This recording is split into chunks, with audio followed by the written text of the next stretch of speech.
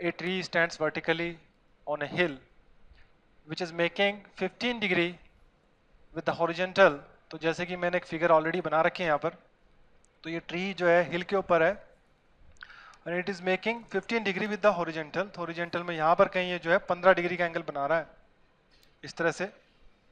Hill hill is making 15 degree, actually जो हिल है वो 15 डिग्री का बना रहा है।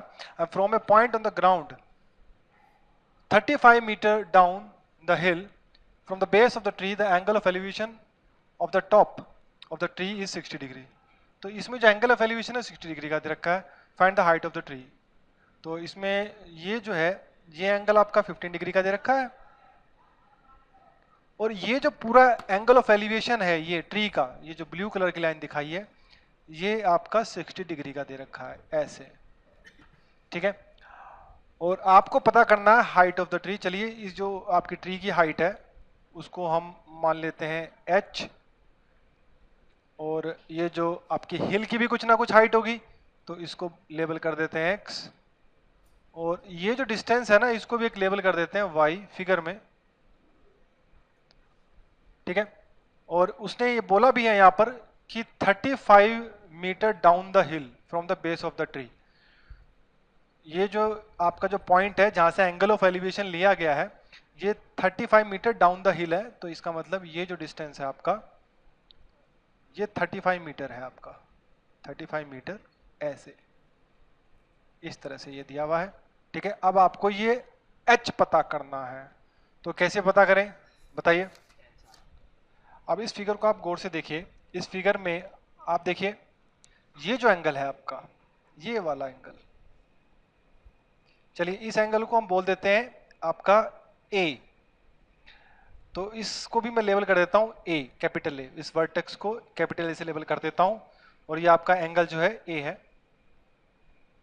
इस एंगल को, या इनफैक्ट इसको हटा दो, इसको हटा दो, सिर्फ इसको A ही लेबल करो तो एंगल A हो जाएगा ये वाला अंदर वाला। तो जो आपका एंगल है, सॉल्यूशन स्टार्ट करते हैं। एंगल A ये आपका इक्वल्स टू होगा सम ऑफ इंटरनल एंगल्स। किस किस के इक्वल होगा, दिस और प्लस दिस एंगल।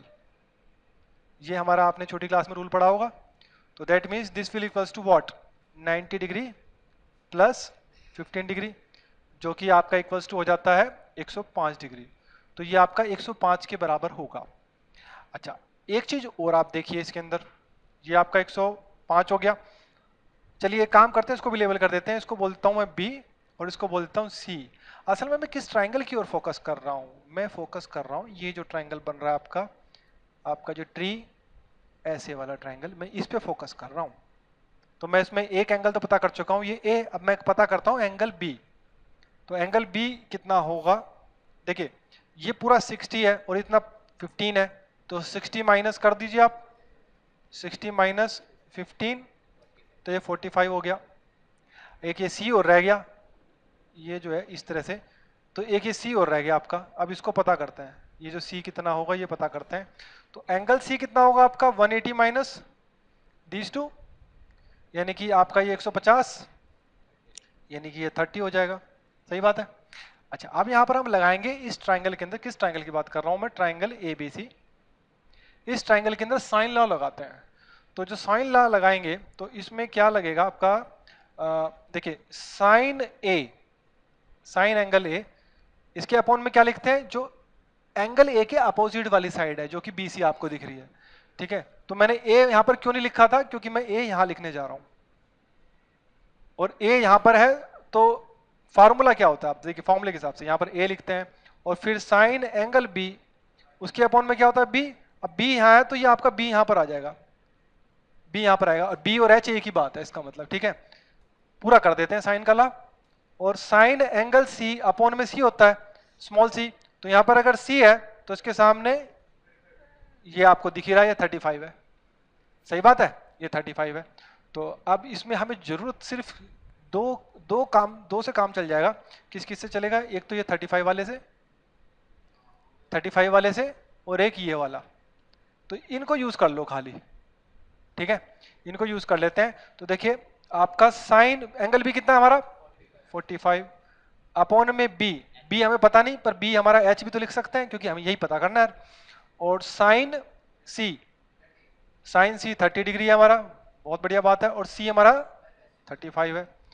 तो ये आपका 1/√2 h हो जाएगा, और साइन 30 आपको पता ही है कितना होता है 1/2, तो ये आपका 70 हो गया। ठीक है, दिस इम्प्लाइज 1/2 है ना, तो 70 हो जाएगा। दिस इम्प्लाइज आपका h की वैल्यू कितनी हो जाएगी 70/√2।